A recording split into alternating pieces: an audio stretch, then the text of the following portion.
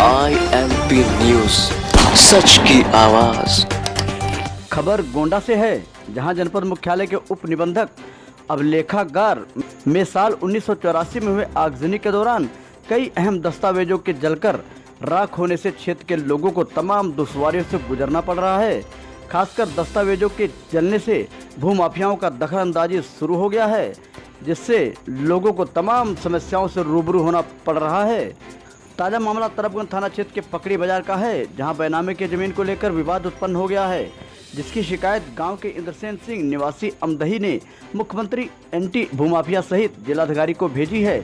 शिकायतकर्ता ने बताया है कि उसके पिता रघुनाथ सिंह ने वर्ष 1968 में पकड़ी बाजार स्थित आबादी की भूमि को हिरई पुत्र कोठा से बेनामा कराया था। वर्ष 1992 में जब उसकी उम्र महज 6 साल की थी, तभी पिता की मौत हो गई।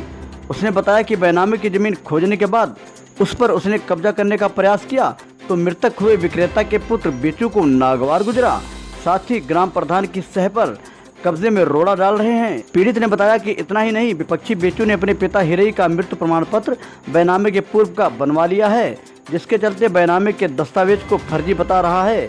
वहीं पीड़ित ने बताया कि जब उसने दस्तावेज के प्रमाणिकता के लिए बीते 25 मार्च को उप निबंधक कार्यालय गोंडा से नकल मांगी तो बताया गया कि सारे अभिलेख आगजनी में जल चुके हैं। पीड़ित का आरोप है कि संबंधित विवाद को लेकर उस पर हमला किया गया है, लेकिन पुलिस ने कोई उचित कार्रवाई नहीं की है, जिसके संबंध में ऑनलाइन शिकायत दर्ज कराई गई है। वहीं प्रकरण में उप जिलाधिकारी शत्रुघ्न पाठक ने बताया, अगर दस्तावेज अभिलेखागार में जल गए हैं तो दोनों पक्षों के पास मौजूद दस्तावेजों को देखकर मामले का निस्तारण किया जाएगा। INP न्यूज से नवल पांडे की रिपोर्ट। इंद्रसेन सिंह सनाफ रघुनाथ सिंह निवासी अमदही। मामला ये है कि हमारे पिताजी 1968 में पकड़ी में हिरई से बैनामा लिए थे और क्या नाम है वो ज़मीन और क्या नाम है हम तब पैदा ही नहीं हुए थे। जब हम पैदा हुए 5-6 साल बाद तो पिताजी मेरे एक्सपायर हो गए।